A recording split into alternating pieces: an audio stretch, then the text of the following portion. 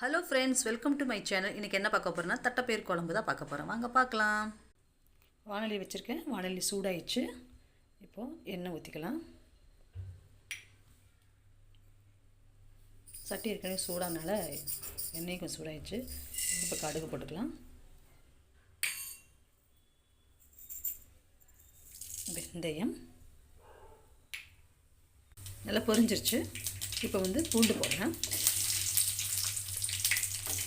ஒரு பச்சை மிளகாய், வெங்காயம்,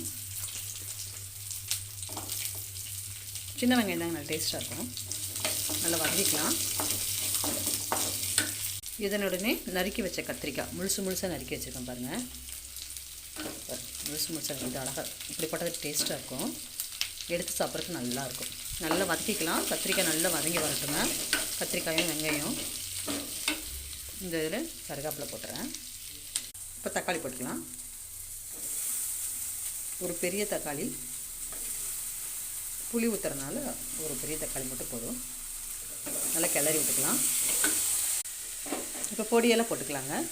ஒரு டேபிள் ஸ்பூன் மசால் பொடி, குழம்பு பொடி, 1 ஸ்பூன் மிளகாத்தூள், 1/2 ஸ்பூன் மஞ்சத்தூள், உங்களுக்கு தேவையான அளவு உப்பு, இது 3 எல்லாம் கலந்து போட்டுக்கலாங்க. இது ஒரு கிண்டிக்கலாம். இப்போ புளி தண்ணி கரைச்சி வச்சுருக்கேங்க, அதை ஊற்றிக்கலாம். அரை எலுமிச்சம்பழ சைஸ் அளவுக்கு தான் நான் புளி கரைச்சி ஊற்றிருக்கேன். புளி கொஞ்சம் கம்மியாக தான் போட்டிருக்கேன். தக்காளி போட்டிருக்கேங்க. நம்ம வீட்டில் புளி அவ்வளோக்கா சாப்பிட மாட்டாங்க. எக்ஸ்ட்ரா தண்ணி ஊற்றிக்கலாம்.